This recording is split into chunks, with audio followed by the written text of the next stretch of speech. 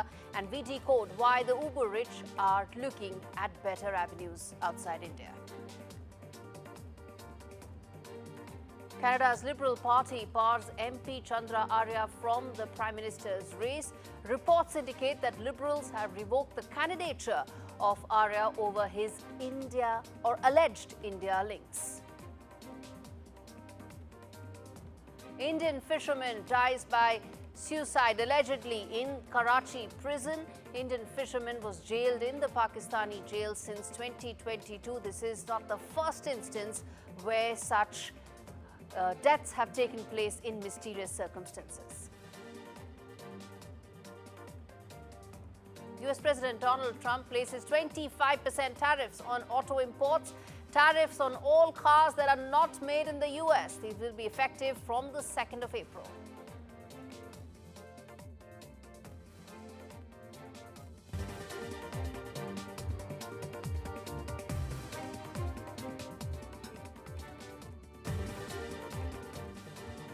All right, on to our first story on the show. Russia and India are aiming to take their bilateral ties and elevate them from their present status. And for this, President Vladimir Putin is set to visit India soon. Russian Foreign Minister Sergey Lavrov confirmed and stated that arrangements are underway for President Putin's visit to India, though he did not disclose the specific dates or the months that this trip is likely to take place. The invitation for this visit was extended by Prime Minister Modi during his trip to Russia last year, and this will mark President Putin's first visit since the onset of the Ukraine conflict in 2022 February. The visit is expected to advance Putin's new economic roadmap for 2030. So what all could be on the agenda in terms of defense ties, in terms of economic partnerships, common minimum programs, whether it is in terms of the Indo-Pacific or several other areas, technology being another common area. Let's get in Mohammad Ghazali to fill us in with what all could be the top priorities for this visit and how significant it will be for the India-Russia relationship.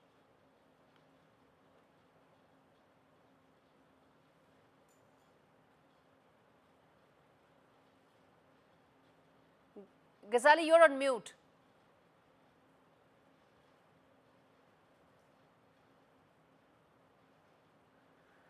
Okay, I believe there was a technical glitch there. Let's get in Professor Anuradha Chinoy, International Affairs expert, former Dean of the Center for Russian and Central Asian Studies at the SIS at JNU. Always a pleasure to have you, ma'am. Talk to us about the significance of this visit. Comes at a time when Russia-India relationship is also being elevated due to many factors, geopolitical being one of them. Absolutely. Number one, I think Russia and India and President Putin and Foreign Minister Sergey Lavrov have both over the past 2 years have said that this strategic partnership with India is extremely important to them. They're actually very grateful that India took the kind of stand it did of being neutral in during the what they call the special military operations. India did not kind of criticize them overtly in the United Nations or when they were, sort of temporary members of the Security Council. They continued trade, bilateral visits, and overall, the Indian political class and the Indian leadership have understood why this special military operation took place. They understood. And so I think these ties are on an upswing. And there are several things that are likely to be on the agenda. Now, I mean, I can absolutely. I'm going to come to you about the defense partnership in it, but I want to quickly rope in my colleague Mohammad Ghazali back with us to talk more about the specifics of this visit, when it could happen, anything specific in terms of the agenda that's lined up. Tell us more. See, Gaurie, today Dr. Jaishankar also participated in an Indo-Russia summit wherein Mr. Lavrov, the foreign minister of Russia, had announced that how Mr. Putin is scheduled to come here. The dates are not announced yet, but it is going to be later in this year. And Dr. Jaishankar said that emerging areas of collaboration such as trade, technology, agriculture, pharmaceuticals, connectivity, and the digital economy could be the new points of collaboration. We know that how, as the professor was explaining, that how Russia has been our very close defense partner, And all this while, when the West and US were criticizing India for engaging with Russia, while everybody was calling for its sanctions, India continued its trade, India continued with its ties with Russia. And Prime Minister Modi also happens to be the only leader from the global south who could talk to Mr. Putin and Mr. Zelensky both. Mr. Putin himself have said on many occasions that how India could play the role of a peacemaker or could bring both the parties to the table. So considering all this and the kind of bonhomie Mr. Modi enjoys with Mr. Putin, it is going to be a very significant visit. Last year in July, Mr. Modi visited Russia, and we had the Indo-Russia summit there, and that summit will yet again be hosted here in India once Mr. Putin visits later this year. All right, let's leave it there. Mohammad Ghazali joining us to connect the dots for us. Professor Chandra, you heard what Ghazali was telling us in terms of the context of this visit, why it's significant. But I want to understand from you the geopolitical factors apart, defense and economic, both aspects of the India-Russia relationship are extremely important. Where do you see the priorities lie, and what would you be looking out for when this visit takes place? Well, look, there are several things. Number one, defense. Defense, I think Russia has proved itself that it has very superior kind of technology, and the world has witnessed it during this war. India takes 36% of its defense needs from Russia, which has declined because India has diversified and is also buying weapons from France and England and the US, etc. But this 36% is a solid amount. And the other thing is that India and Russia have these joint productions, which have been very successful, like the BrahMos, the T-90 tanks, etc., where there has been transfer of technology which doesn't come from other countries. So high-end technology is what Russia gives to India, and India benefits from that, and both have benefited. So they're exporting, for example, military technologies to Philippines and others. Yes. So that's one. Second, on trade, I think Prime Minister Modi himself has said that this trade needs to go up. This is a weak point, and there is an asymmetry on it. We are importing much more because our gas imports from Russia have increased massively by something like 40% in 1 year, because we were able to get cheap Russian gas. Yes. The crude, and then re-export it after refining it. Indeed. So India has been a beneficiary, but that is likely to continue because I've seen that the 10-year contracts have been signed on this. So it's not just in the past, it goes into the future. Absolutely. The third, Russia has accumulated a lot of Indian rupees because we are exporting so much hydrocarbons, and they want to invest it here, but a process has to be put in place. Of course, there are the Vostro accounts, so there are Russian banks, yes, a Sberbank, which are functional here because of RBI has given this. Yes. Several countries have these Vostro accounts, but because of sanctions, there have been fears of Indian companies, rightly so, because Indeed. they feared this. But you can see there is a reset happening in Absolutely. India, in US, Russia. So this is going to benefit India a lot. Lifting of those sanctions is, of course, and going if the to reset happens. Absolutely, pave the way for more collaboration between Russia and India. Thanks so much, Professor Chenoy, for speaking to us on that. Shifting focus now and talking more about trade. Well, Donald Trump has announced 25% tariffs on imported cars that will be effective from 2nd of April. So brace yourself for more taxes, and these levies mark an escalation in Donald Trump's trade war against top U.S. trading partners and allies. It includes Mexico, Canada being among the biggest automotive suppliers to the U.S. President Trump said the measure would lead to tremendous growth for the domestic American industry. He's promised that it would spur jobs, it would bring in investments. But the fact is that these duties would prompt companies to manufacture in the U.S. is only part of the premise. The fact is that it will also increase costs because the suppliers will have to factor in those additional levies. What happens then? Is it going to be the customer who will pay in the end, the American customer, or will there be more back and forth, or will there be a greater trade war? Nobody has answers to that because things are only escalating. But European Commission President Ursula von der Leyen described the move as bad for businesses and, well, worse for consumers. Canadian Prime Minister Mark Carney labelled it a direct attack on Canadian workers. Remember, it's also something that violates the trade pacts that America has signed with Canada, with South Korea, and with several others. Tesla CEO Elon Musk also said that the impact of these tariffs will be felt by his company, Tesla, and it will not be an insignificant amount. So how does this impact auto industry around the world? How does this impact India? I'm going to talk more on that, but first I want to play out these important sound bites for you.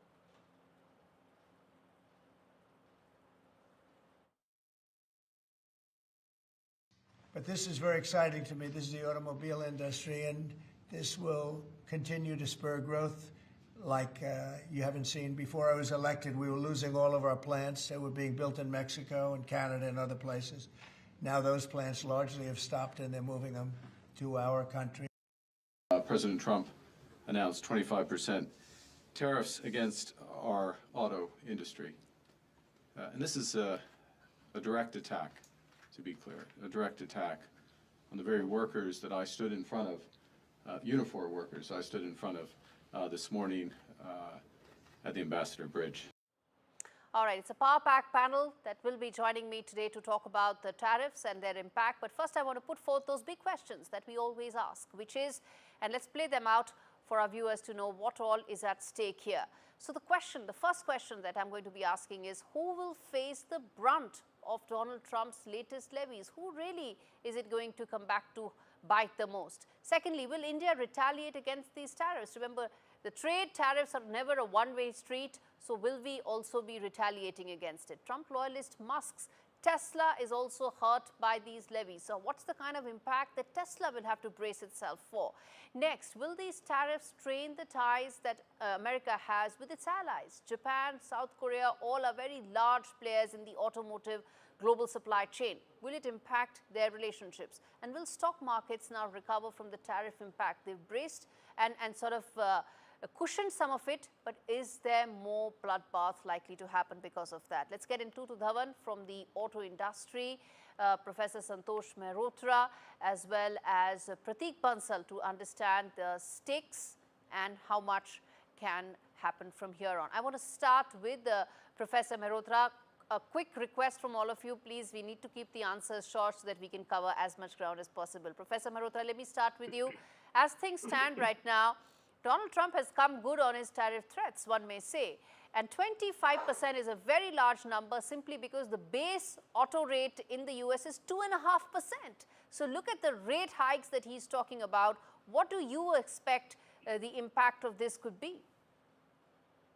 The impact will be very significant. The US is the world's largest car importer and consumer. And you know that society is actually so heavily dependent upon automobiles. It's not a very railways dependent society, which is tragic for climate change, which we are all paying the price of that. Never mind that, the fact of the matter is that the short-term and medium-term impact on the consumer and the economy in the US is going to be very adverse. It's going to drive up inflation rates generally and drive up the price of cars. As far as the India is concerned, we don't export any cars to them. We are an exporter of auto parts. But we are not even the biggest exporter of auto parts to them. The imports of auto parts come to about $197 billion, but those are led by Mexico, Canada, and China. That's according to the Commerce Department. So the immediate impacts will be US inflation will be up, car prices already at a time of US inflation being high for the last several years is going to be problematic for the consumers. And finally, the American economy is going to continue to pay, and within 3 years, Mr. Trump will be on his way out. Okay, so I'm not going to be most bothered about American consumer. I'm going to be first bothered about the Indian industry, because that's what I want to focus on. And Mr. Dhawan, let me ask you this, that the auto component industry in India does supply to the global auto hubs, whether it's South Korea, whether it's China, and several others. How much do you think will be the impact there? Well, when you are talking of having competition with the other countries also supplying accessories and parts, then obviously there is going to be a lot of impact on our Indian manufacturers who would be exporting these parts. Although when you are talking of such heavy tariffs regarding Mr. Trump, we are not importing any cars from US that we should be bothered about that. But our main concern is that the industry which is supplying parts and bits, they should not get, anyway, they should not be let down. Okay, Mr. Bansal, I want to understand from you that every second sentence coming out of any of these countries that are impacted by these tariff hikes is that, it violates WTO, it is against the pacts that we've signed with the US in the past, and so on and so forth. What's the value of these agreements? And is there any possible policy recourse? I won't use the word legal recourse, but any policy recourse that any of these countries have, besides, of course, launching trade wars on their end? So, Gaurie, we really don't have any sort of, policy recourse as such. I mean, all these agreements were executed in good faith on the basis to sort of promote the trade between both the countries. Apart from this tit-for-tat situation wherein, we have been seeing that a tariff will also be reciprocated by another tariff by other countries, Canada, Mexico, India, whatever. So, I doubt that you can take any legal or a policy recourse as such, challenging these kind of, tariffs, which not even at the WTO? Not even at the WTO or any other place? You can file a complaint, but ultimately they are well within their rights to impose these kind of duties. And let me just give you an example. If you see in this budget, the India, after Mr. PM met Mr. Trump in the US, India slashed the customs duty on the luxury, on the Harley import Davidson. of luxury cars and Harley, and as well as luxury cars which are above $40,000, and significantly. I mean, for as far as motorcycles are concerned, I think they slashed from 50 to 40%, and for cars it was slashed from 125% to 70%. So it is well within their prerogative to sort of protect their domestic market by way of sort of increasing these kind of duties, to put these kind of trade barriers. There are many other measures, in fact, if you see, India is adopting to protect the domestic industry. We all must have heard about quality control orders, which our commerce department has brought in. So so these trade pacts are not worth the paper that they are signed on, unfortunately. And the leaders can keep saying what they want, but as things stand, there's a 25% tariff, and nobody knows what's next in terms of the ongoing tariff wars. On that note, I'm going to slip into a very short break, come back with lots more on the other side. Stay with us.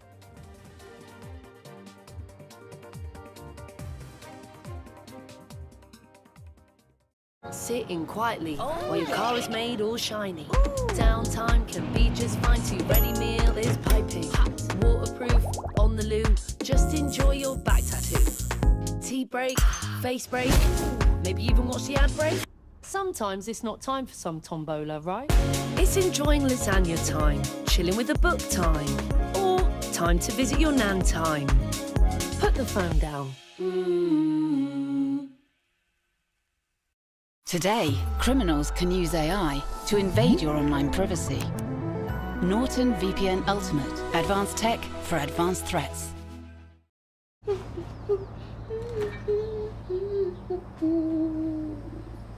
Have we run out of milk? Make more room for beauty. The hottest new arrivals join all your favourites at Boots. Don't worry, found it. This is an important message for people living with diabetes, from people living with diabetes.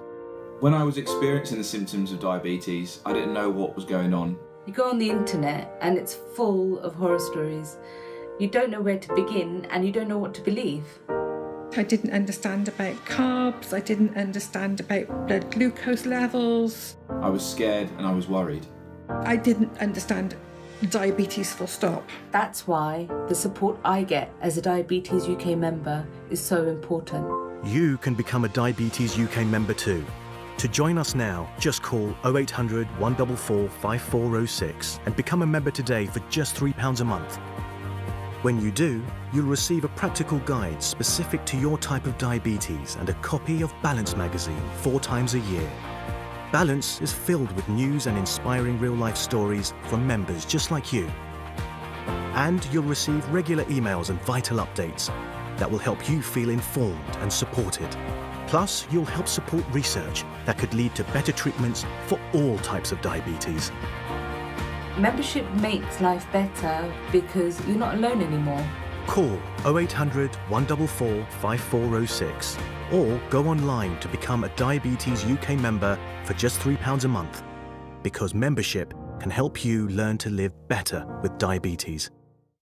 The Sharps half-price spring sale is now on. Get Sharps bespoke fitted furniture for every room, from bedrooms to home offices and living spaces. Many ranges are now half price, including our best-selling Shaker range. Our exclusive Space Plus system means twice the storage space of freestanding wardrobes. Plus, you get our industry-beating 15-year guarantee. Don't miss the Sharps half-price spring sale. Book your free home design visit today at sharps.co.uk.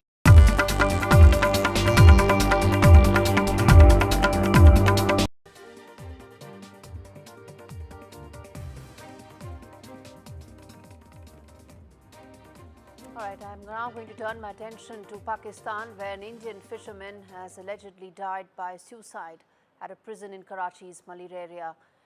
The report claimed that the Indian fishermen are often detained for illegal fishing, as some maritime boundaries are poorly marked. Many boats lack the technology to determine their exact location. But what really happened with this fisherman was that due to these conditions, he was picked up by the Pakistani security forces and Pakistani authorities, and he was found dead. There are suspicious circumstances, and there is more than enough, room for doubt that he hung himself, because that's what it looks like, that there is enough and more doubt. He was arrested on February 2022, and what I want to know now is that this is not an isolated case. There are many such cases and instances where Indian fishermen have crossed over due to poorly demarcated boundaries. What happens, and is this another layer of why the India-Pakistan relationship is so unpleasant and people-to-people level? Fakhar Yousafzai, a Pakistani journalist, joins me to talk more on that. Fakhar, good to have you on the show. The fact is, it's an unfortunate incident, but it's not an isolated incident, is it? You're absolutely right. Actually, this fisherman was arrested in 2022, almost 3 years ago. This is unfortunate, and I think so both the countries should think about it, and especially whenever you arrest someone, the fisherman, by the Pakistani authorities or by the Indian authorities, of course you should provide a good atmosphere to them. If they are in prison, but it doesn't mean they are human.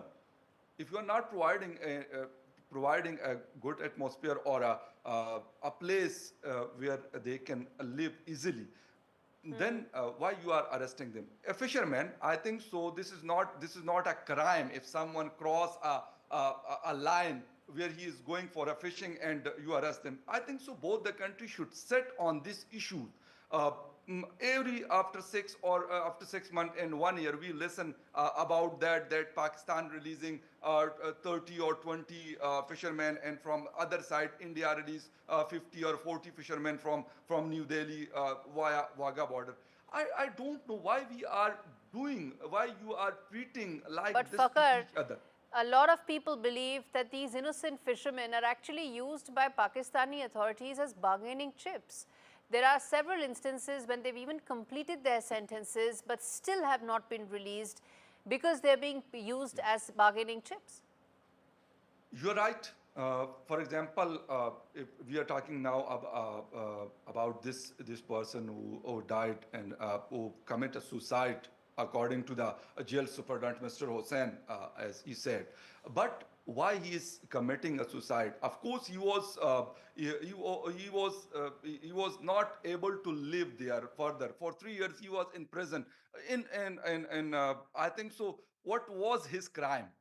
He was a fisherman. He was not a spy. He was not a soldier. He was fighting for India, and he crossed the border, and Pakistani authority arrest them. I think so. We shouldn't use. I'm talking about the Pakistan. We shouldn't use the ordinary person for bargaining or something. what we are gaining from this. If we arrest the 50 or 100 or more than that, the fishermen, and we keep them in a prison, what we are gaining from that? From that? What we are gaining? I don't think so that we can gain something from that. Of course, we should focus on the issues internally, as well as we should focus on the issues with India. Yes. But not, yeah. Indeed, Fakhar, thank you so much for that refreshing perspective, candid as always and refreshing. Thanks much for joining me. And on that note, I'm going to slip into a very short break, come back and talk more about an Indian-origin MP from Canada, Chandra Arya, and why he's not in the Canadian leadership race anymore. Stay with me.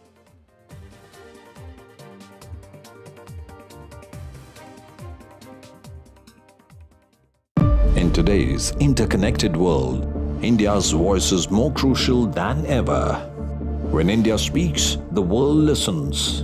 At NDTV World, we are that voice, bringing you intelligent and insightful news from India and beyond.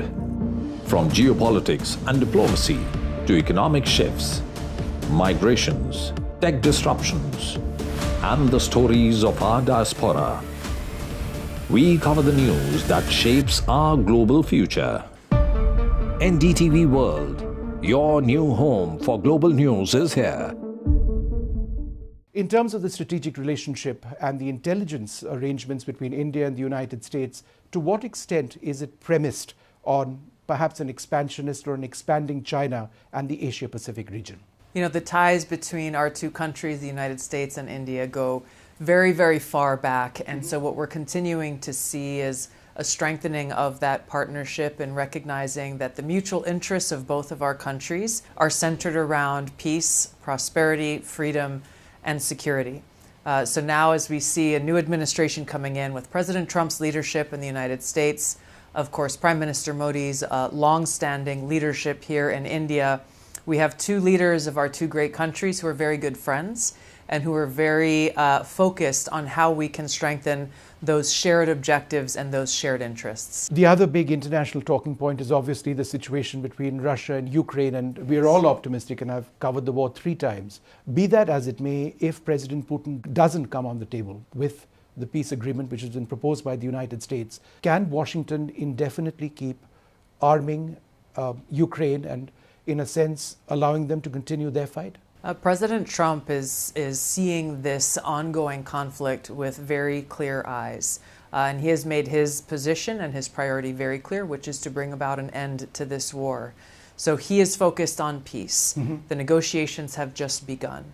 He's looking forward to success in those negotiations, not for himself, but for the cause of peace and to stop the killing of innocent and taking of innocent lives there. So he has the best negotiators working with both the Ukrainians and with Russia and with Putin.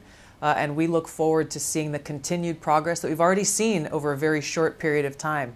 I think it's important to point out that under the previous administration, during which this war began, there was no effort at all towards peace.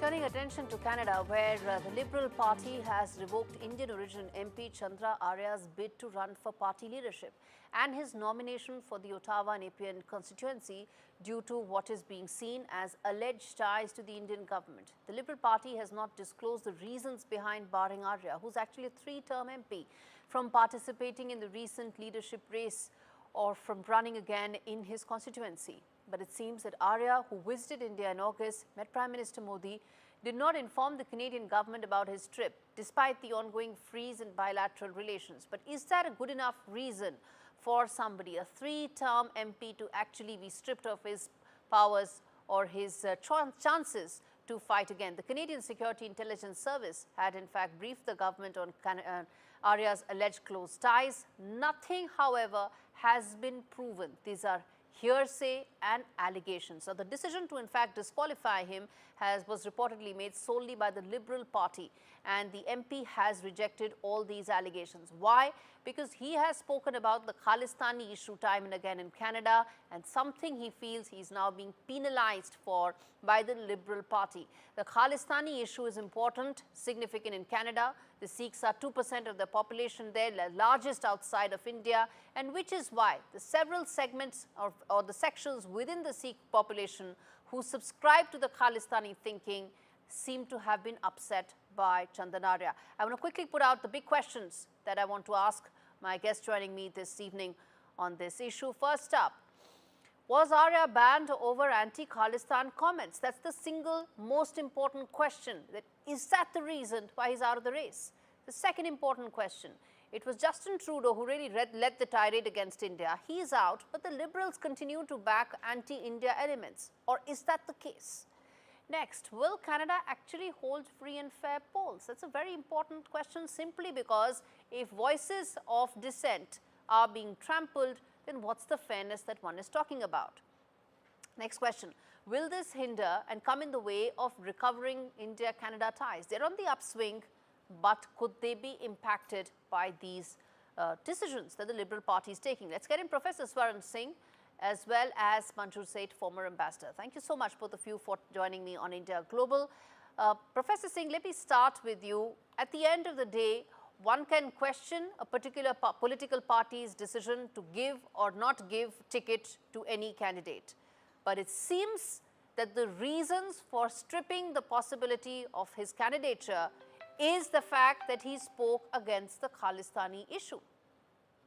Thank you, Gaurie, for having me on your program. It is indeed strange, it is unusual, it is unprecedented that such a summary trial kind of situation is being seen by Liberal Party in Canada.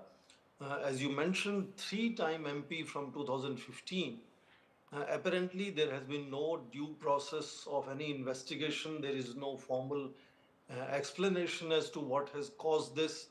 And suddenly the Prime Minister, Carney, announcing that he's the one who's going to contest from a Nepean constituency in Ottawa is very strange.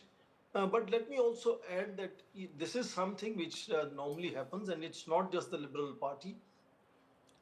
From 2019, 2021, that CSIS, which is Canada Security Intelligence Services, have recently again reiterated the fear that countries like India and China and potentially Russia, Pakistan, Iran could be influencing through disinformation elections. Exactly, you made a valid point, and I was coming to that, but those are wild allegations. Those are completely wild allegations rejected by India, and in the midst of that, you have a specific person representing the Indo-Canadian community there, and a very important member of, well, the Hindu community in the Indo-Canadian community there. And Manju said, do you think that he's being targeted for his faith, as he says?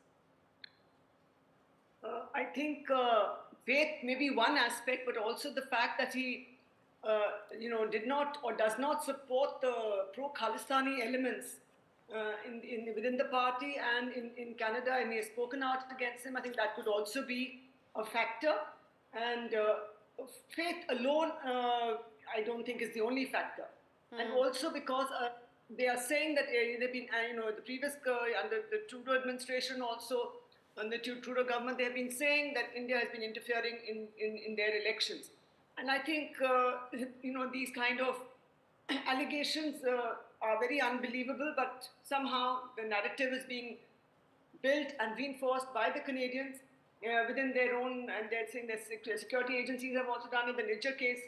All these things point to a certain narrative building as well, and I think this particular incident where Indian-origin Canadian MP Mr. Chandra Arya has been debarred from even the leadership race and now even from his own constituency.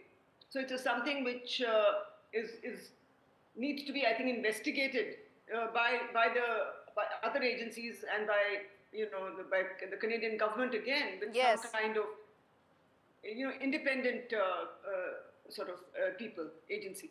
Professor Singh, which brings me to ask you just how important the Khalistani vote bank is in Canada, that weeks before the election, to ensure that that Liberal Party placates and keeps the Khalistani vote bank on its side, it is taking these measures against Chandra Arya. There is no doubt that NDP, being a coalition partner of Liberal Party, for Liberal Party remains very significant, and therefore one has seen a large number of examples of sympathizers in Liberal Party, starting from the very top, the Pierre family, the Trudeau family, themselves being very closely connected to this entire movement. The kind of license virtually given to some of these elements to do things which are absolutely unacceptable in any civilized nation, in any democracy. So that is very clear. But apparently, if you saw the statement coming from Jagmeet Singh two days ago, he believes that this time his party is going to face enormous challenge. So there is a sense of possibility of voters rejecting his party this time or not supporting the way it did last time. But it's also interesting to see that media, the Globe and Mail, for example, only yesterday mentioned how the kind of South Asian community was raising funds, even for the other Conservative Party, Poilevia, as a candidate, and he had to go out and clarify. He had to say, I'm not receiving any such thing and I'm winning elections on my own. And that let me ask that, Professor Singh, let me ask that to Manju Seth as well, because, you know, at the end of the day, the Khalistani vote bank will also decide that how much will the India-Canada relationship recover, because Mark Carney may not be Justin Trudeau, but he is representing the Liberal Party. And if he comes back as the next Prime Minister of Canada, what do you think will be his outlook towards the Indo-Canadian relationship in the backdrop of keeping the Khalistani vote bank happy?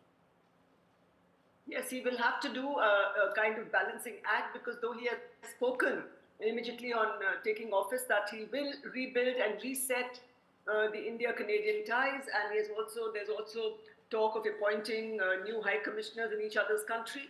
So he has spoken of that because he does understand that the India-Canada relationship is important, and India is important for Canada's economy.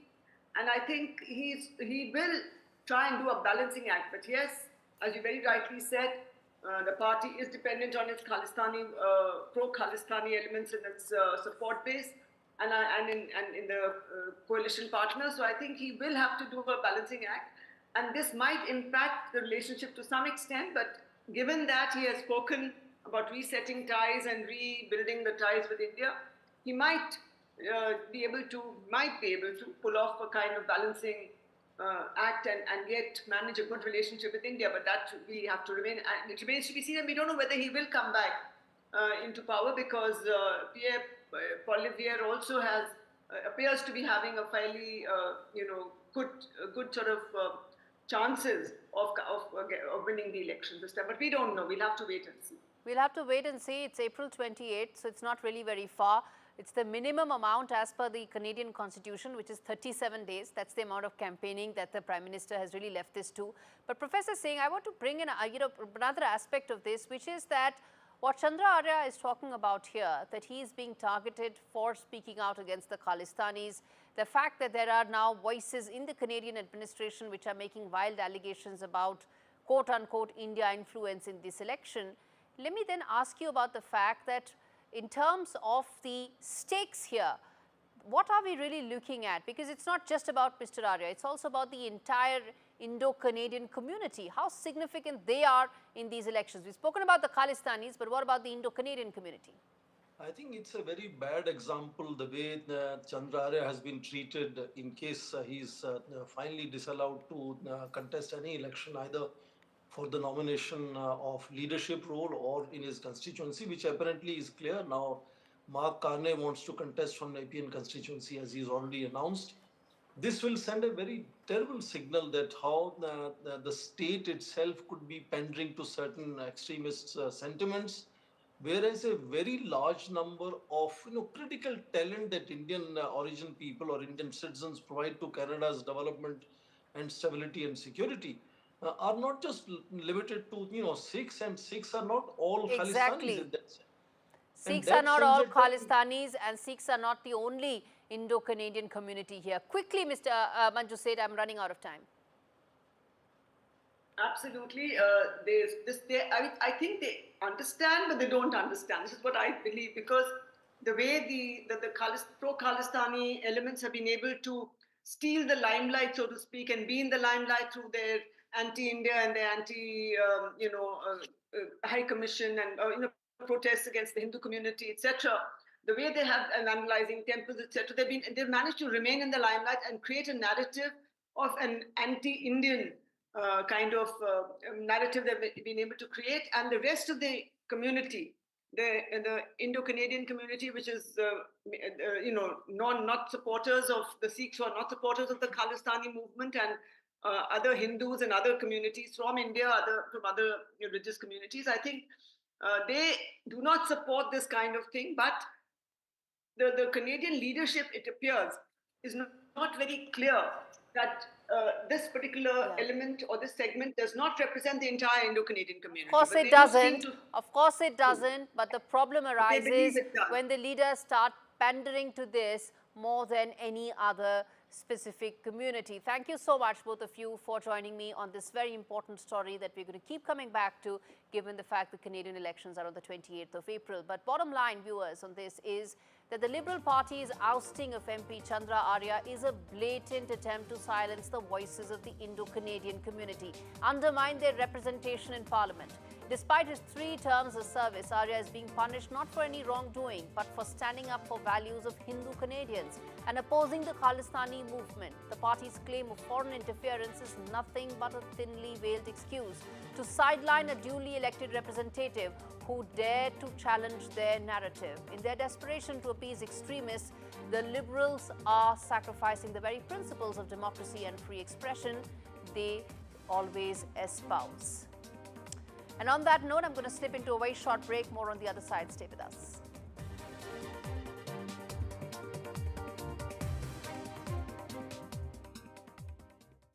Quidco gives you cashback every time you shop on over 5,000 brands. It always pays to Quidco. Sign up and start saving today. Visit quidco.com. It feels good knowing that your future's in hand. Evlo can offer you a loan from £1,000 to £15,000. Get your conditional decision in minutes. With retirement round the corner, I want to spend more time with my family and less time worrying about the numbers. Which reminds me. Welcome to British Seniors, the UK's #1 rated provider of over 50s life insurance. Hi, I'd like a quick quote. No problem. We're proud to offer our seniors lifetime guarantee. With 100% of claims having been paid, we guarantee your premiums will never go up and that you'll speak to one of our specialists in the UK. UK residents aged 50 to 80 are guaranteed to be accepted. Depending on your age, your loved ones can get a cash payout up to £10,000. And that money could help with funeral costs or even as a gift for the grandkids. I'll do it. Plus, when you sign up, you'll receive a £135 gift card and free 24/7 GP advice and health services. You got them all right. That's amazing. Be proud to protect your loved ones with British Seniors. To get a free quote today, call our UK team on 0800 977 5808 or visit britishseniors.co.uk. Armed in? Okay, now, you can have a great first day. I promise, all right? Give me that. Your donations helped 3D print his heart to guide his surgery and saved his life with a groundbreaking innovation.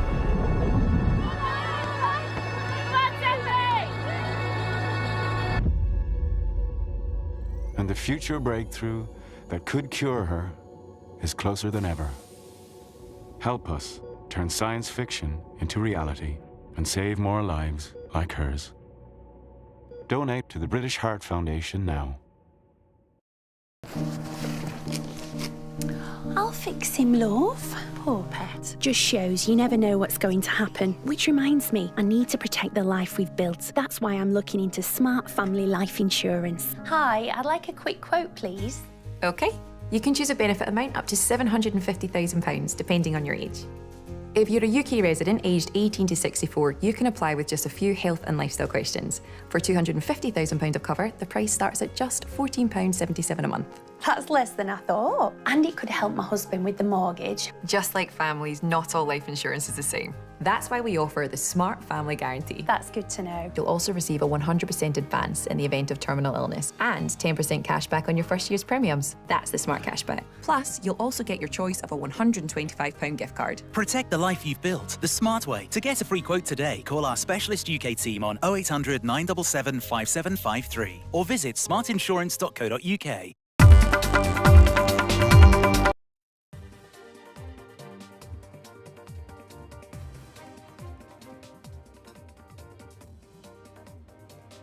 Now, 1 in 5 ultra-high net worth individuals in India are either currently in the process to move abroad or are planning to migrate soon, according to a report by Kotak Private Banking. The report, titled Top of the Pyramid, India Decoding the Ultra HNI, reveals that these individuals intend to reside permanently in their chosen host country while retaining their Indian citizenship. Now, why are they looking to do so?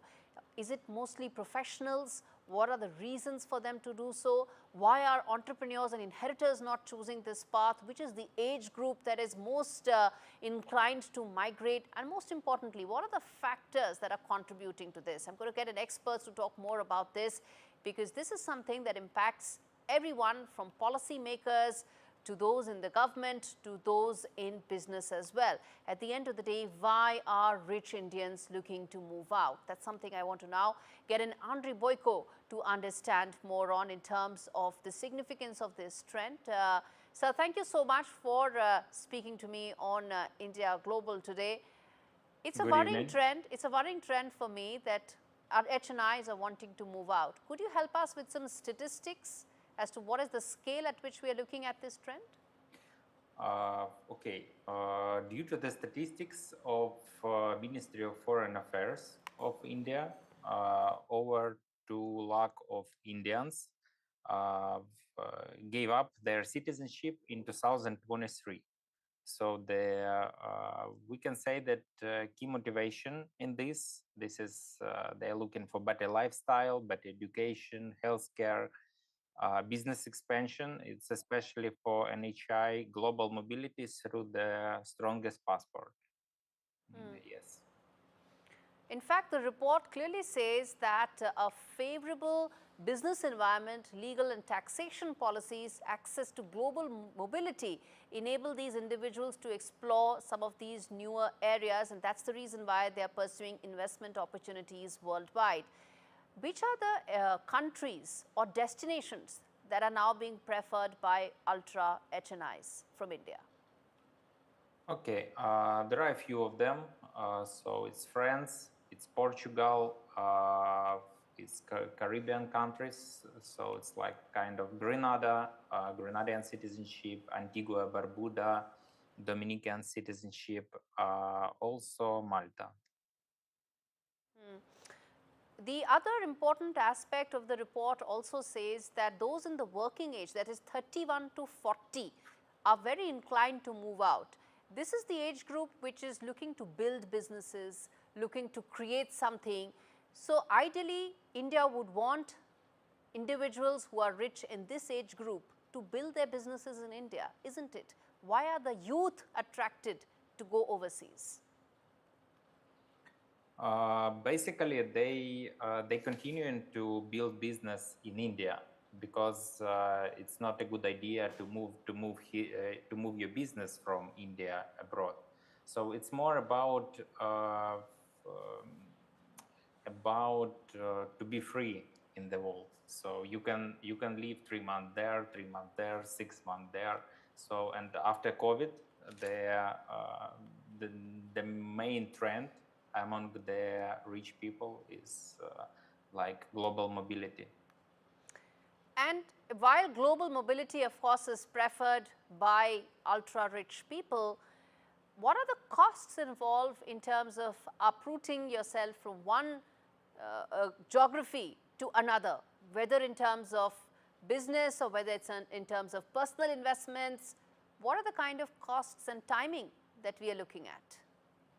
Okay, it depends of the program, of course, and if you want to get, for example, residence permit in France, it starts from 20,000 euros per family. So Malta citizenship is 750,000 euros.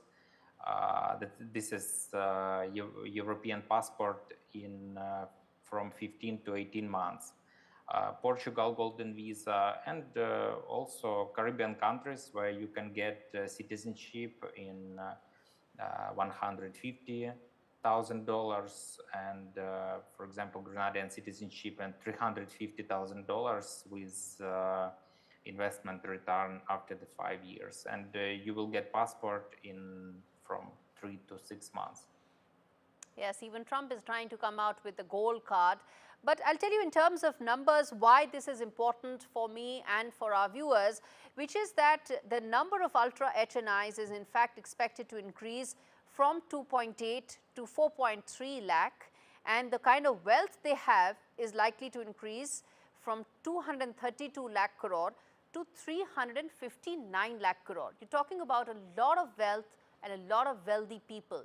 India would want them to stay here, spend money here, be part of the economy here. Are there some measures that we can take to stop people from going overseas, as in make India a preferred destination for them? I would say that nobody stopped to spending money in India or to move forever from India, and this revocation of the citizenship, it's more pursued by that want to be I don't know, that they get Indian overseas card, and that they are continuing business in India. So nobody moved their business out of India because there is no sense of it. So in India, the cost of manufacturing is less, so all costs are less, even cost of labor. And India, this is one of the fast growing countries in the world. So it can be a kind of mistake that their people move away forever. So it's not like this. Okay, that's a very positive note. But finally, I want to ask you this, Andre, which is that the report shows that there are more professionals moving abroad than entrepreneurs. While some may evaluate and see this as a brain drain, we would want our tech experts, the big minds in marketing, big minds in technology, to stay here rather than go overseas. Would you also read this in the same way, a brain drain trend? Yeah, yes, also. On the other hand, I think that it takes some time. And maybe in a couple of years, when the economy become maybe more flourish for them, they will come back. Because now the salaries in India are growing. Personally, me, I live in India half of my time. So, and I like India, so I believe that people come back here. All right, let's leave it there. Andre, thank you so much for joining me on a trend that personally disappoints me, because I would want the rich people to be here in India and part of the growth story. All right, on that note, shifting focus now to breaking news coming in on the broadcast. India's Lok Sabha has passed the Immigration and Foreigners Bill 2025 after a discussion on the proposed law that will modernize and consolidate India's immigration laws. Junior Home Minister Nityanand Rai introduced the bill today on behalf of Home Minister Amit Shah. During the discussion today, Home Minister said India welcomes those who come here to help in development, but those who come to create trouble, whether it's the Rohingyas or the Bangladeshi illegal immigrants, will face strong action. Let's get in my colleague Arjun Sabar Mahendran to fill us in with the specifics of this bill and why it's so important. Well, Gaurie, Union Home Minister Amit Shah has categorically sought to dispel the misinformation regarding the Immigration and Foreigners Bill 2025. Let me underline what he said. He said the bill was designed with the intention to monitor those who come to India with wrong intentions and not to scuttle the stay or visit of these persons who have no ill intentions. Now, after our discussion followed by Amit Shah's address, the Lok Sabha has just right now passed the Immigration and Foreigners Bill 2025. Now, Shah's remarks also assume special significance in the light of the claims by opposition that some provisions of the bill might seek to streamline various services related to immigration and foreigners. They might even give arbitrary powers, but the Home Minister has cleared all of those doubts that the opposition has, and the Lok Sabha has cleared the bill right now. Now the bill goes to the upper house, as we all know, before being accorded into law.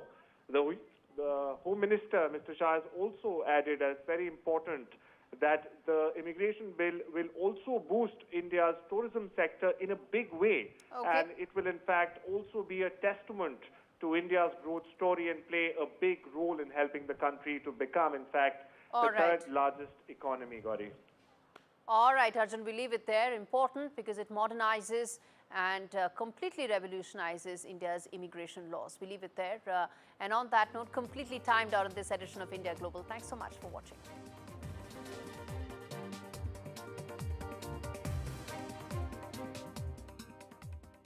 If your garage looks like this, you need Tougher Man. A leading supplier of shelving for your home or business. Assembly is quick, easy and boltless. Buy one bay from just $59.99, or you can get 3 bays from only $119.99, saving you nearly £60. Plus you get a 5-year Storelex steel guarantee. Order now at tougherman.co.uk.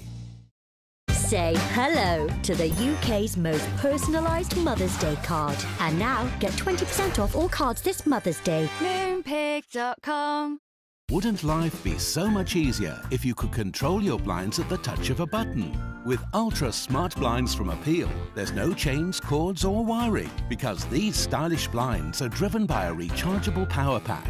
New Ultra Smart Blinds from Appeal, the intelligent solution for home shading. Nothing beats a celebration. And at Tesco Mobile, we're ringing in 30 years of Club Card with deals like the Samsung Galaxy S25 Plus, with 25 gigs of data for just $43.99 a month with Club Card prices, saving you £270. Better yet, that price is frozen for the duration of your contract. And you can even bag a £30 Tesco gift card too. It pays to be connected. Search Tesco Mobile. Every little helps. With Post Office Over 50s life cover, enjoy peace of mind knowing your family will receive a guaranteed payout when you're gone. UK resident 50 to 80, your guaranteed acceptance. No health checks and from just £1.15 a week. Plus free 24/7 GP access with the health and wellbeing benefit. Purchase and receive a £125 gift card for amazon.co.uk, Tesco or M&S. Call Post Office on 0800 171 2211. When someone you love is facing a terminal illness, there's only one chance to make sure final days aren't filled with pain and anxiety. One chance to say goodbye. And one chance for you to help give the best possible end-of-life care. Every 5 minutes, someone dies without the care they need. But this Great Daffodil Appeal is your chance to change that. We need your help to give urgent care.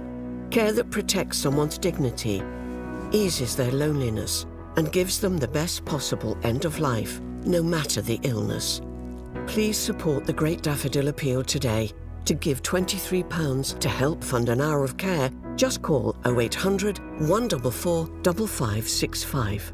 Text NURSE to 70548 or search Marie Curie Daffodil today.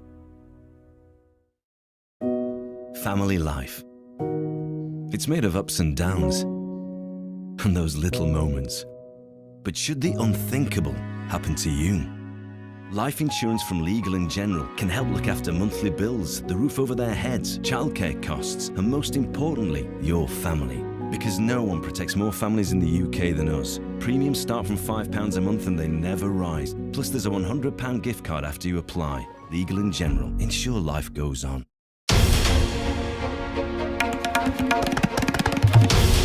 This is NDTV, and you're watching NDTV 24/7.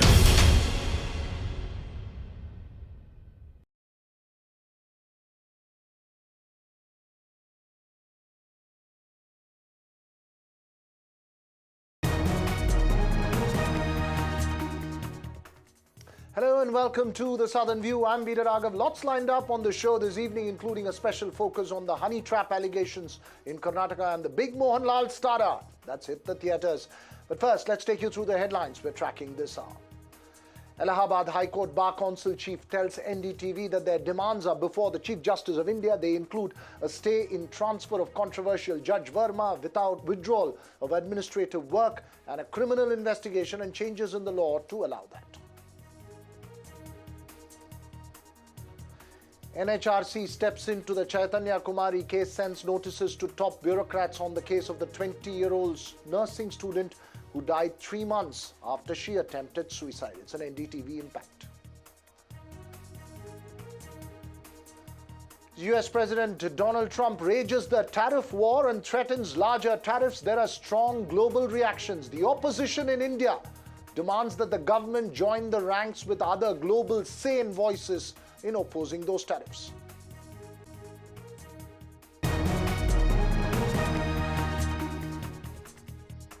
Well, first up this evening, a very quick update on the actor Rania Rao gold smuggling case. The Sessions Court in Bengaluru has denied her bail after hearing objections from the Directorate of Revenue Intelligence, which argued that the case was in a crucial stage and the accused could not be granted bail. Remember, Rania, the stepdaughter of a DGP rank officer in Karnataka, and another accused who's a US citizen who belongs to a noted business family in Bengaluru, were arrested by the DRI for smuggling gold into India from Dubai. My colleague Nihal Kidwai, who's been following that case very closely, joins us for more on this. Nihal, tell us the details that you have at the moment from the court proceedings. In the court, the DRI objected Rania Rao's bail petition and said that if Rania Rao is granted bail at this stage, this may hamper the investigation because every day they are getting some leads.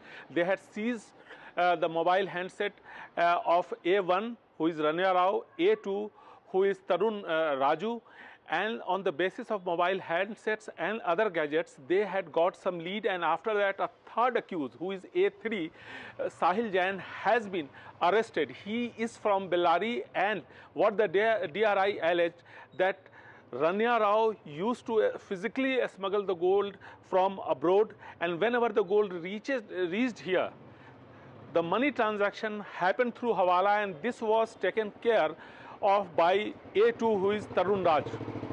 And once the gold reaches here, it was disposed of by A3, whose name is Sahil Jain, what I told you. So the DRI said that at this stage, if the bail is granted, this may hamper the investigation. The DRI also alleged that Sahil Jain had on the 11th of January this year had helped Rania Rao to dispose of the smuggled gold that she had brought from Dubai, around 14.5 kg. And not only that, the DRI has also got some leads where the DRI has found that on 2 other occasions directly Sahil Jain was involved in disposing of gold, and in such a situation she should not be granted bail. Now her legal team is trying to approach the High Court for the bail. Right, it's a case that we'll keep a close watch. Thanks very much for those details, Nihal Kidwai.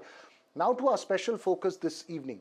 A week after Karnataka Cabinet Minister K.N. Rajanna made a startling allegation on the floor of the State Assembly that he had unfoiled 2 bids to honey trap him, and that there were 48 influential leaders, including central leaders, officers and others who were honey trapped in Karnataka, there is still no substantial information. In fact, there has been no concrete investigation set up, and only today Minister Rajanna's son met the state's Director General of Police to submit a memorandum. However, there have been a series of political meetings, including between State Cabinet Minister Satish Jarkioli and Union Minister H.D. Kumaraswamy on the issue. Even a PIL was filed in the Apex Court alleging that there were some judges in that list of those who were honey trapped. But the Apex Court dismissed that PIL, declaring the allegations as purely political. The questions now include, are these allegations purely a result of internal Congress rivalry? Is there more than what meets the eye as far as this case is concerned? What's next as far as the investigations itself are concerned? Joining me this evening, senior journalist KT Dakshinamurthy, managing editor of The Federal, Sanjay Sahai, former ADGP in Karnataka, Syed Asad Abbas, who supports the Congress, and Anand Gurumurthy of the BJP. My first question to you, Dakshin. You've pointed out in your articles, and other observers have stated this as well, that this honey trap allegation, as sensational as it sounds, having been made in the state assembly, seems to reflect the internal power battle in the state Congress. Put this in perspective for us. What do you expect to come out of all these big noises that have been made around this case? Okay, so as we speak now, the allegations are just that, mere allegations.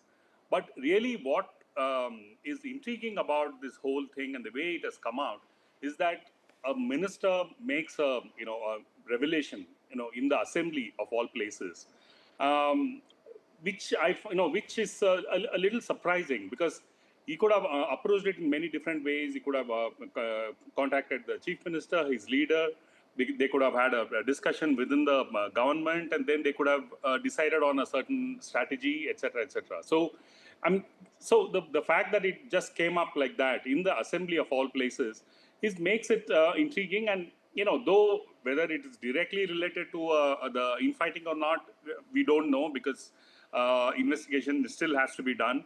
But it comes in the context of a continuous kind of a power struggle that's going on within the government between the chief minister, the supporters of the chief minister, and that of the deputy chief minister, D.K. Shivakumar. Whether that has anything to do with this, we don't know. But the thing is that it puts the government on the back foot, because this is not something very honorable that has been revealed in the assembly. And then it could have been, like I said again, what makes it intriguing and something, as major as this should have come out so suddenly, and without any kind of a warning, and in a session, makes it, these are the ingredients that make it a little intriguing, and we don't know where it's all going to lead.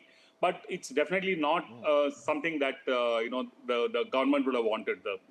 Since they're already on the back foot over many other issues, to add one more to this and something as sensational as this, it's not at all a good idea.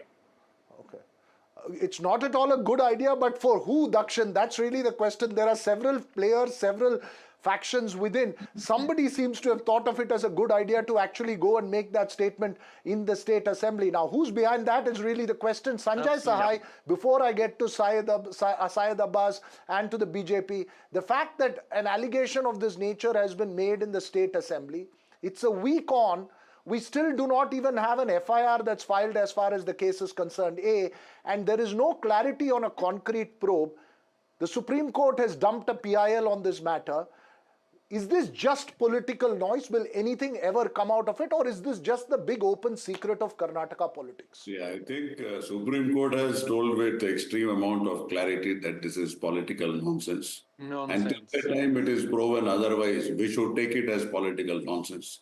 Somebody appearing somewhere from Jharkhand and getting so much interested about politics in Karnataka. And what politics in Karnataka? The underbelly of politics in Karnataka. I don't know what interest he had and why he got into it. The other very interesting part is, I was just going through an article which says, people say that there is a CD and pen drive factory in Karnataka, which means it is commercialized and weaponized. I have come to know that there are CDs and pen drives of 48 people available in the state.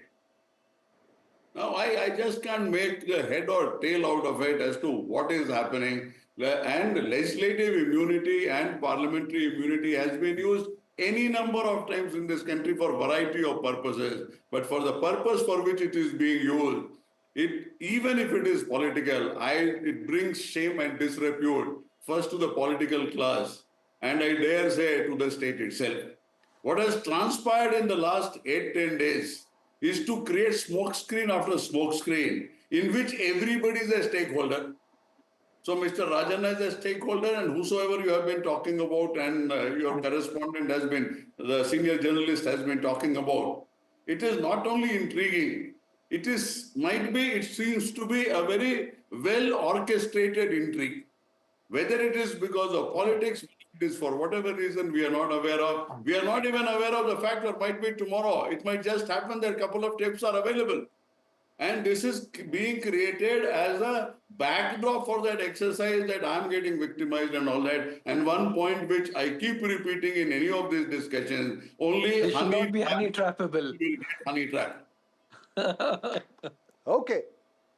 So, Syed Asad Abbas, as you clap, somebody in the Congress seems to be orchestrating it. At least the allegations have been orchestrated by somebody in the Congress. Isn't this an extreme embarrassment for the party? Veera Sahab, those are rumor mills working overtime. Those are allegations. I completely agree with Sanjay Sahab, and I've quoted him previously. I think the political class, there's a lot of accountability which comes in. They cannot be honey trappable and later say that, oh, we've been trapped and investigation and so on and so forth, cutting across party lines. Let us understand what the Supreme Court judge did to the PL filed by a resident of Dhanbad, not even Karnataka, in Jharkhand state. They have junked it, rejected it, trashed and dismissed it, called it political nonsense, and not just that, questioned the intent of the person who's filed the petition on the same. Also, let us understand here what has happened. When the questions were made to the Home Minister, Mr. Dr. Parmeshwar, that why hasn't the suo motu cognizance taken of this front, he answered it. This was not raised by a police complaint or a written formal complaint. Mr. K. N. Rajanna, the Cooperation Minister, raised it in the floor of the Assembly. So therefore, it lies on him. The onus lies on him to come out, make the complaint.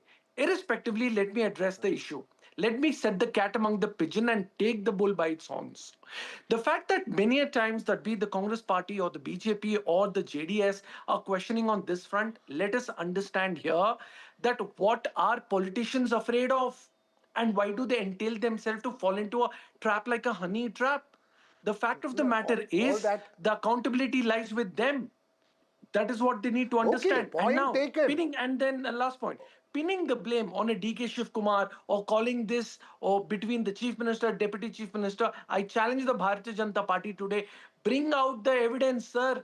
Bring out an evidence or substantial proof that this is done by DK Shiv Kumar. Merely piggybacking on the rumor mills is not going to help you. Anand Gurumurthy. Challenge your minister. Piggybacking on rumor mills, he says, everybody is worried. Even the BJP is not interested in a thorough investigation. As serious as that charge, which sort of exposes the dirty side of politics is concerned, it's all purely political statements. No one's really campaigning on this issue. Number one, if they do a thorough investigation and something comes out of it, we will be the happiest. From BJP side, we will be the happiest to see everybody who is involved, whether it is from the executive or from the... you please keep quiet when I'm talking. You wait, Syed. You wait, Syed. You, right? You've had your turn. So go ahead. Don't get so rattled. Relax. Okay. No, please. No, that's not the way. Every time you do this. So don't hear from me every time, okay? So please, see, if it happens from a thorough investigation happens, which Congress is not doing, okay, it's very good. But the second thing is, let us see from one more angle. Why did Mr. Rajanna, okay, play this so slyly? Is this a conspiracy of Congress again? Are they trying to hide something? Now, what are they trying to hide? Our suspicion now is the budget was presented. It was a very poorly documented budget. And we have questioned a lot. They want to run away from the answers. That's why Congress is, throwing cat among the pigeons, as Syed Abbas is telling. Okay, they are trying to run away from the questions of the opposition regarding the budget. So they did all this. If they are really true to the people, then they have to answer the budget-related question thrown by the opposition BJP, one, in the legislature. And the second thing is they have to also ensure that whatever rumor is being spread by Mr. Rajanna, he has to be punished. The CM has to take cognizance of it, remove him from the cabinet. Otherwise, all this, nonsense people are watching, and people will teach a lesson. Congress, anyway, they are teaching them everywhere. They'll teach them in Karnataka also. Can I respond to that point very clear? But no, 1 second, Syed. Before I get a response to it, I want to go into the more substantial issue right now here. Dakshin, you followed Karnataka politics for several decades. Having this statement made in the State Assembly, The fact that there is still 1 week later, there is no categorical probe into the matter, do you think that eventually there will even be a thorough investigation into an issue which seems to be discussed in political circles very, very closely between leaders of what Karnataka's notorious adjustment politics is?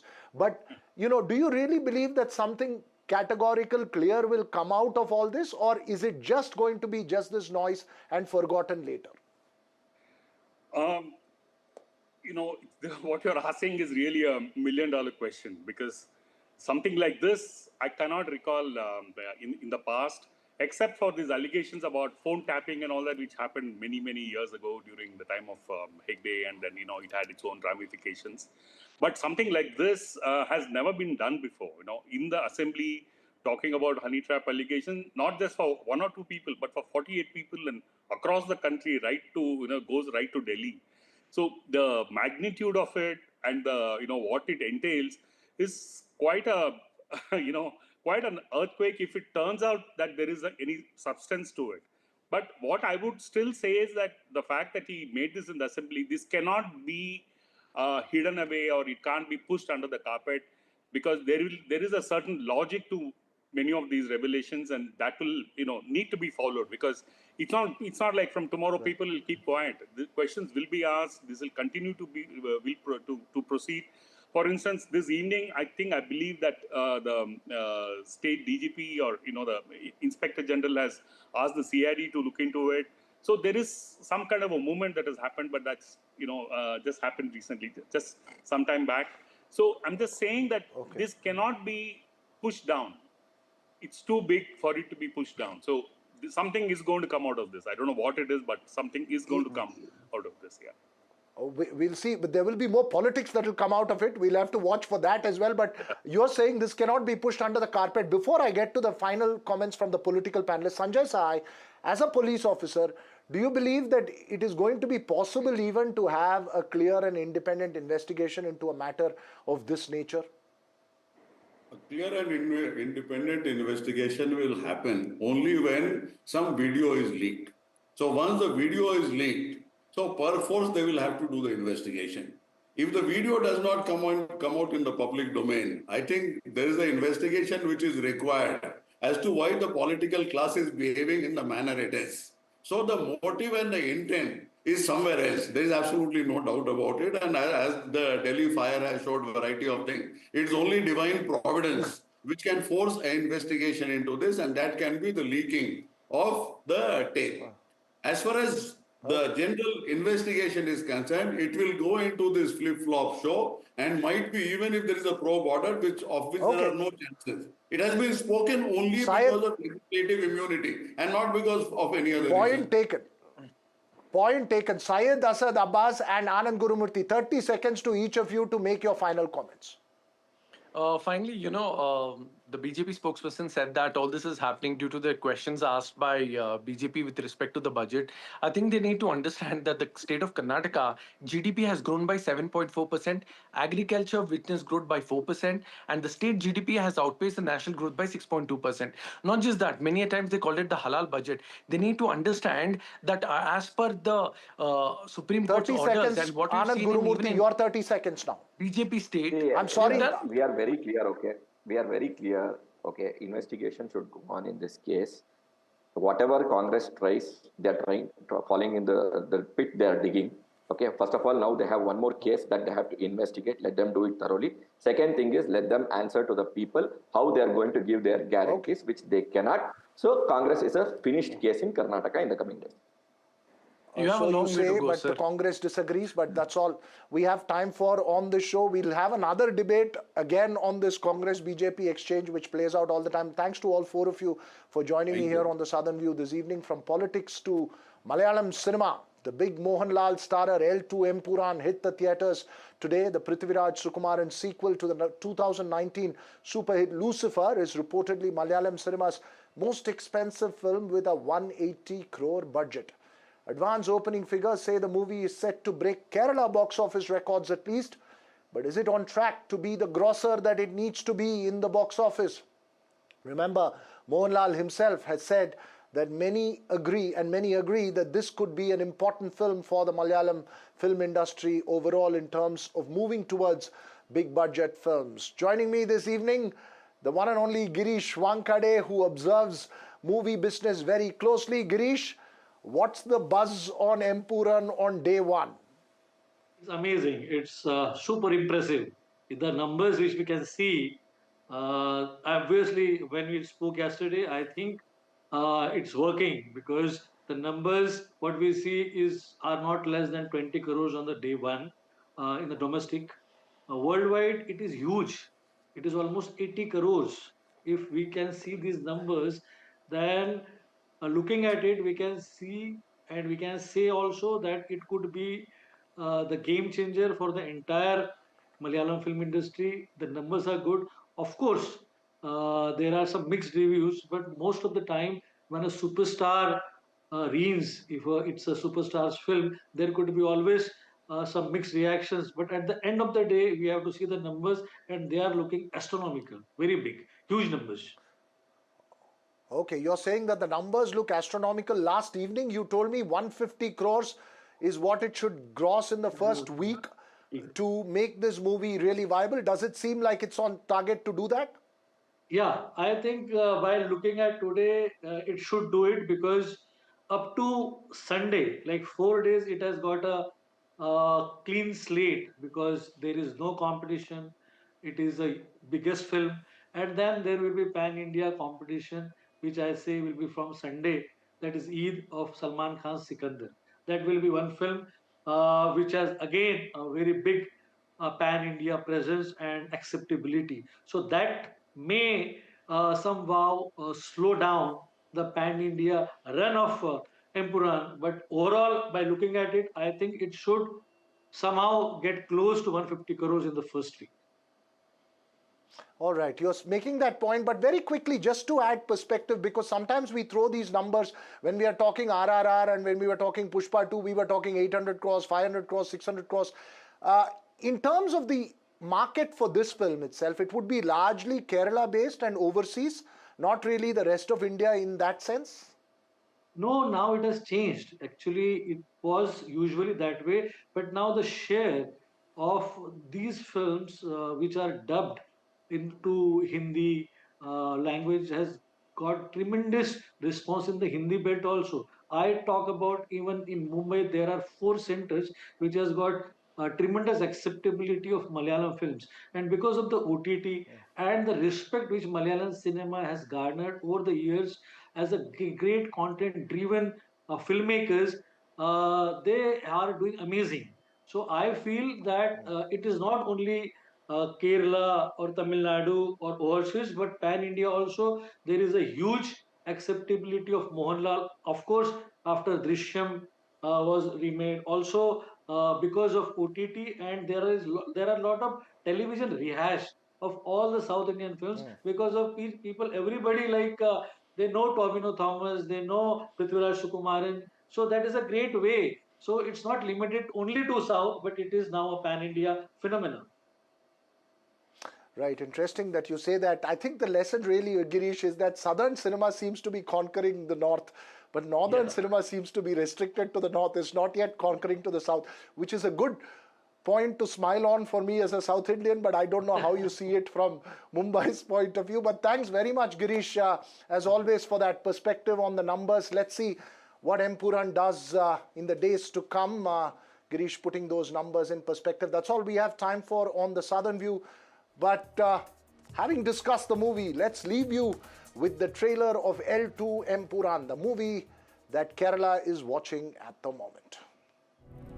पीके रामदास की शुरू की गई अधूरी लड़ाई को, इस party को और इस संस्था को लगातार बर्बाद करने की कोशिश करने वाला कोई बाहर का दुश्मन बिल्कुल भी नहीं है। वो खबर जो केरला के इन सारे कपटी धोखेबाज राजनेताओं को एक्सपोज करेगी, हम बहुत ही जल्द सुनेंगे। और राजनीति एक धंधा है हमारे देश में। लेकिन अब जो आएगा वो कोई मामूली आदमी नहीं है। मेरा ये मानना है कि एक इंसान के जीवन से बढ़कर नहीं होता खून का रिश्ता।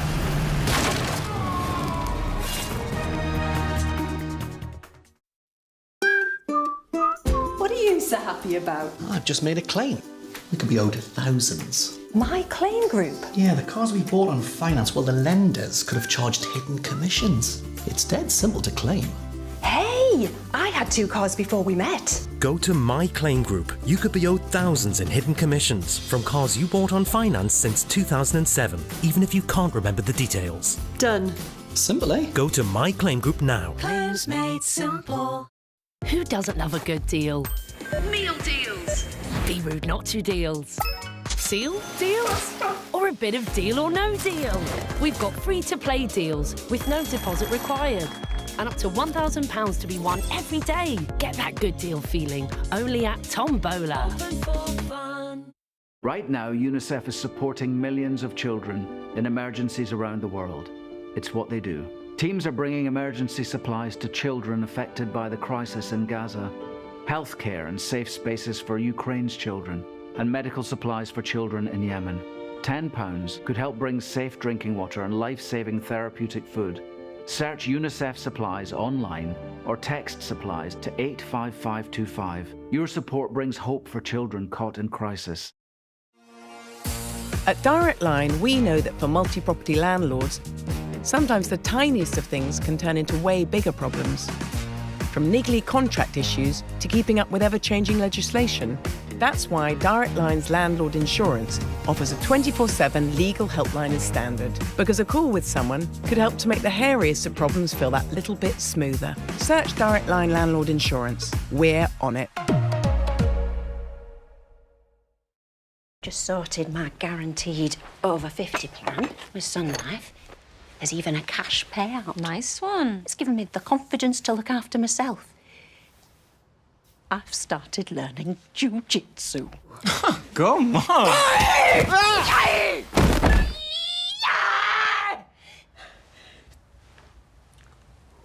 Sorry, love. Sensei's turned me into a lethal weapon. Do you need a doctor? Oh, no. With Sun Life, there's no medical questions. Search Sun Life Plan today and get a free gift card.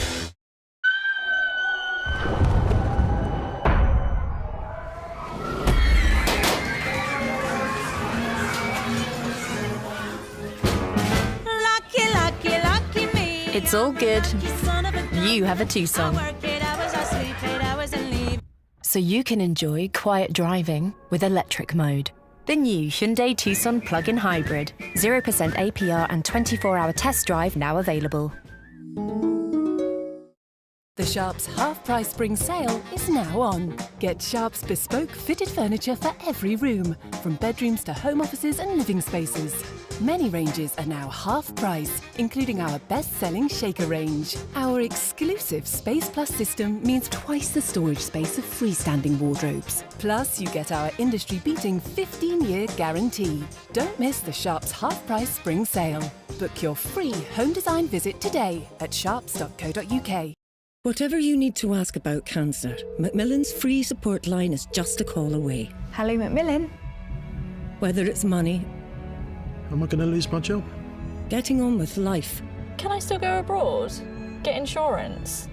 Or just need someone to listen. How do I tell them? Our specialist advisors are here to help as often as you need them.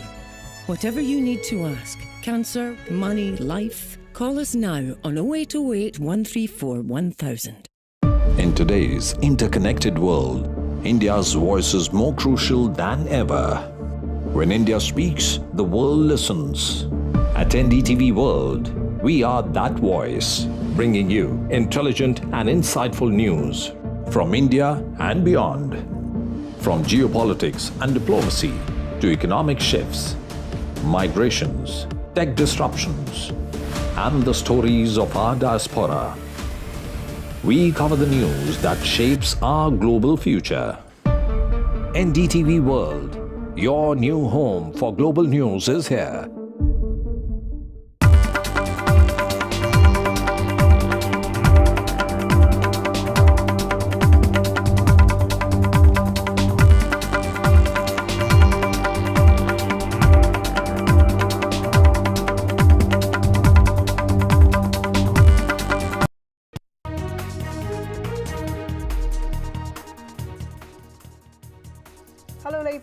you're watching NDTV. The opposition has made a big charge at the ruling coalition today, the treasury benches of the Lok Sabha, saying that the House is being run without any regard for traditions that have defined a parliamentary democracy for years. In a letter given to the Lok Sabha Speaker Om Birla today, opposition MPs have alleged that there is no Deputy Speaker since 2019. Consultative committees are not being convened often as is the norm. Parliamentary panels are being put in place without consulting the opposition, and more importantly, the leader of the opposition is not getting rightful opportunities to speak, and that even opposition MPs are not given adequate time. Now, NDA MPs have dismissed these allegations completely, saying that it is the opposition MPs who want to disrupt the House by raising issues that don't really matter to people because they don't want legislative business to run. Now, as journalists covering the parliament, we often see MPs from across parties showing their regard for parliamentary procedures, traditions. So why are these allegations being raised by the opposition? What has been the trigger? Unlike the first half of the budget session that saw aggressive protests by both the BJP and the opposition centered around Babasaheb Ambedkar, this session has actually seen discussions on bills, even their passage, with a larger message that governance is important. But the marker of a functioning democracy is also how vocal the opposition is. Is the opposition actually being silenced, or are these allegations being raised by the opposition only to play the victim here?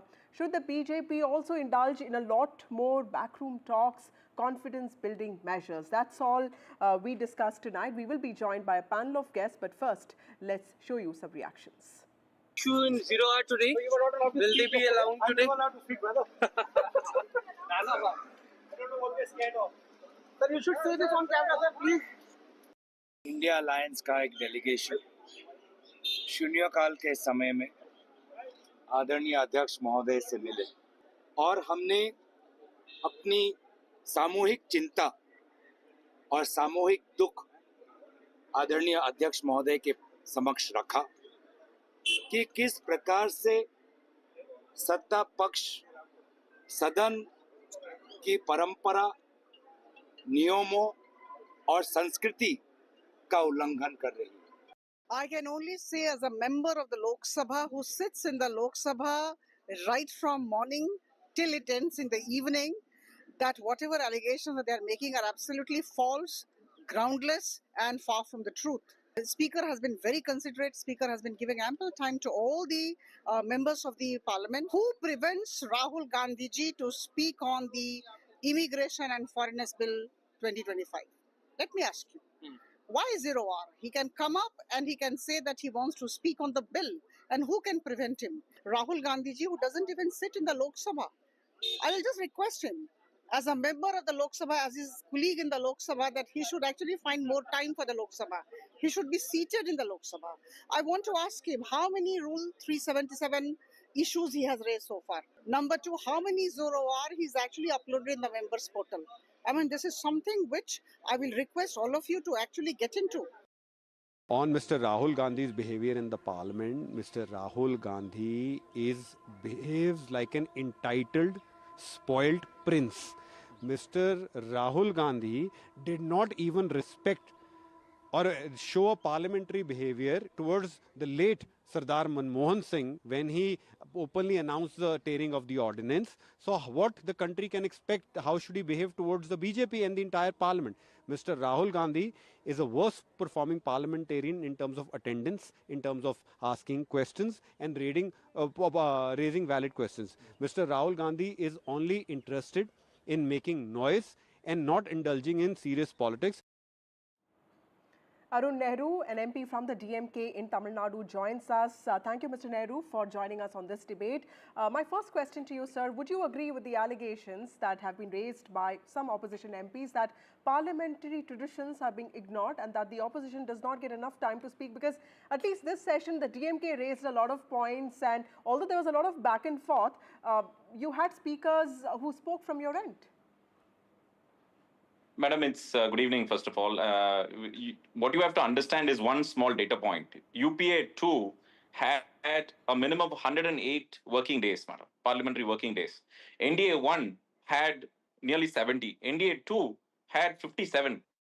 And I think they're on track to, to match or actually be lower than 57 days. So imagine that based on the numbers that they have, you have more time based on the numbers. So opposition being the opposition, already has very little time to discuss issues. And time and again, there have been attempts by the ruling party to stifle the opinion and the voices. And most of these were incidentary speeches. It's not even issue-based speeches that were, done by the ruling party in order to instigate the opposition into the well. So, ruling party being the ruling party should actually give the benefit of doubt to the opposition and hear the opposition out. And we have been telling from day one that we want discussion. We want debates to go on. And when they instigate the opposition by passing really not so parliamentary remarks on members of the opposition, it doesn't bode well for for such a old institution like the parliament. Mr. Nehru, there's also this important allegation that standing committees are not independent anymore, and that, the working of the standing committees is not autonomous anymore, and that the Speaker's office has some interference. That's the allegation that the opposition has raised. And the opposition is also saying that the opposition is not consulted in the formation of these committees, as has been the tradition earlier. We know that DMK leaders, including Tiruchi Shiva or Kanimoyi, also head committees. A lot of these standing committee reports, I was looking at them, don't really have dissent notes. So then how do you see the allegations by the opposition that standing committees are not working as they did in the past? So the Speaker's office had a lot of discretion with respect to the committees and the reports that are being filed to the Parliament for public consumption. But of late, it has been customary to have the agenda that is being set, very I think, towards the government, and not any dissent or, for that matter, any clear public opinion coming into the reports. And the Speaker's office constitutionally has a lot of power in deciding, what to let in, what not to let in. And customary has been that dissent notes has always been part and parcel of the, the democracy that we are in. But of late, I think even that dissent is being stifled with, many directions coming to many committees, right from shrinking the agendas to even restricting the topics to be discussed, or, for that matter, certain departments which really don't, follow the constitution requirement that the committee needs to be answered to. So I think that kind of creates a very strong negative sentiment for the public to know the data from, third-party, organizations like the committee, which help the government and which help members of the public to know how the democracy is functioning pretty well. Right. Thank you, Mr. Nehru, for joining us and for making those points. Let's listen into what the BJP also has to say about this. Thank you, Mr. Nehru, for joining us on this broadcast. We have Tom Vadakkan from the BJP. We also have Adil Singh Boparai from the Congress Party, and Neerja Chaudhary, senior journalist and author, joining us now. Thank you, all of you, for joining me on this show. Tom Vadakkan, you heard the DMK spokesperson. We'll also get BJP ministers in a bit, and also the chief whip. But Mr. Vadakkan, several charges are being raised by the opposition here. Let's start with some basic questions that they're raising. The appointment of a deputy Lok Sabha speaker, considering the House is different this time with a significant opposition presence, why not do that to ensure that the opposition does not feel that it is being unheard? Well, with the speaker in his chair, the kind of disrespect they have been showing, a deputy speaker will only be an add-on. The reason they talk about a convention, for the last two sessions, we did not see a deputy speaker. And in 2019 to 24, you had Mr. Annadurai, AIDMK, an NDA alliance member. So this is not about, the Constitution doesn't say that a person has to be appointed by a particular date. So we will see as the kind of cooperation we'll see from them. We'll examine the matter as time progresses. We are not taking a hardcore position at this juncture, but there has to be, it takes two hands to clap. And what Mr. Rahul Gandhi is doing, as I call him, a prime heckler in Parliament. What is the context of these 12 points that the opposition has written to the Speaker? Let me address the issue from why it has happened. This gentleman, the LOP, walks into Parliament in his own style. There is a member speaking from his own party. He walks up to his sister, touches her cheek.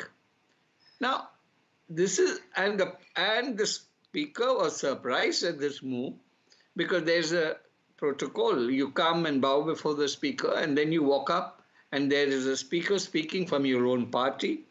You're not bothered. You go and show your affection towards your sister. It could be a sister, it could be an uncle, it could be an auntie, it could be a mother, it could be a daughter. That's not the issue. The place for affection is your drawing room, okay? If you have not been spending quality time with your relatives, that's your problem. Parliament is not a place where you can, a wife may be there, a husband may be there in Parliament, but that's not the place to display affection. There's a decorum. A parliamentarian is being watched by the whole nation. Sides to that, I think, I would sort of disagree with that because, I completely respect your view. But, apart from that, the other allegations that the opposition has raised, some of them seem valid, especially the appointment of a deputy speaker, which you rightly addressed also. Others saying, Boparai, what do you want to say responding to Tom Vadakan? Because, I also wanted to ask you this question. If you say that standing committees are not working independently, why do I not see more dissent notes in the reports that have been submitted by the standing committees? Vasudha, this issue is far too critical to be lost in political din and allegation and counter-allegation. In a democracy, the parliament is the lifeblood. The parliament is the forum which represents 1.4 billion people. Now, of course, we have ideological differences with the BJP. But the fact of the matter is that this forum must allow free flow and exchange of comments and points of view. The position of the presiding officers of the House is a very exalted position. The Speaker of the House or the Chairman of the Rajya Sabha cannot be partisan in any manner whatsoever. Because at the end of the day, they must exhibit and demonstrate objectivity and fair-handedness. Unfortunately, what we notice is that time and again, the opposition's voice is being stifled. The opposition's voice is being suppressed. Okay. In an environment where the ruling dispensation starts using its brute majority and even wants to abridge or extinguish a contrary point of view, I think that is antithetical to democracy. But Adil, it's not a brute majority anymore because, you also have 99 MPs. But when it comes to the, this election or selection of a deputy Lok Sabha speaker, I've not really seen the Congress push this also. So, clearly there seems to be some reluctance on the part of the Congress to ensure that these issues are put in place. Let me get Neerja here, ma'am. How do you see the constant sparring between the opposition and the BJP? And this time in this letter, they're saying that old-fashioned traditions are being neglected. Do you think that the BJP also needs behind-the-scenes confidence-building measures that we have seen in the past? Look, spats and standoffs between the opposition and the ruling side in Parliament is nothing new. We've known it for decades. But there seems to be a growing bitterness between the two sides, which is vitiating the whole atmosphere and the functioning of Parliament. And one sometimes thinks, are we headed towards a breakdown? And it's not a happy situation. Now, whether or not the Congress and the opposition are justified in feeling that LOP has not been allowed to have a say, that standing committees are not functioning fairly or impartially, or that Business Advisory Committee is not functioning properly and the views of the opposition are not taken on board in terms of fixing things in Parliament. Those are very serious charges to make. And even if it's only a perception, I think it's the ruling side, the ruling party that has to ensure that Parliament runs smoothly and fairly. So I think some initiative is called for. You may call it unreasonable on the part of the opposition, but if Parliament has to function properly, and that is so, Parliament is the heartbeat of India's democracy, then the initiative, some kind of a new initiative has to come from the ruling side, and particularly from the chair, Lok Sabha Speaker and the chair of the Rajya Sabha, when they get say them that across the table and find a when way they say out. that traditions are being unfollowed or there's a departure from traditions, when the LOP stands, he gets a chance to speak, or that the BAC, the Business Advisory Council, is sacrosanct. The opposition says that it was not told about the Prime Minister's statement last week, or that the consultative committees are not being held. What used to happen in the past? Why is the opposition constantly talking about traditions being broken here? I think, I don't remember complaints coming that the standing committees or the consultative committees were not working well. Those were fora where they seemed to work well for all their differences in the House. And whole sessions would be wiped out. But standing committees and consultative committees, that kind of criticism didn't come earlier. Other kinds of things, yes, they're not allowed to have a say, not allowed to have a discussion, or the opposition view is not being taken on board, therefore they don't allow the House to function. Those things we have seen, session after session, year after year. And Parliament being used, there is a place for street politics. Parliament wasn't meant to be that, but Parliament was often used to send a signal across to their constituencies. But what the opposition is now saying about standing committees... I'm sorry to interrupt you, Neja, ma'am. We have a special guest joining us now. Thank you all of you for joining me on this broadcast. Sanjay Jaiswal, the Chief Whip of the 18th Lok Sabha BJP leader and also BJP MP, joins us now. Thank you, Sanjay ji, for joining us on this broadcast. My first question to you, sir. Opposition has raised some serious charges saying that the leader of the opposition is not allowed to speak and that traditions are being broken. How do you see this? The problem with LOP is that he doesn't know parliamentary procedure. He doesn't have even a faint idea that how parliamentary procedures run. Whenever he has stood up, he is allowed to speak. But there are some norms.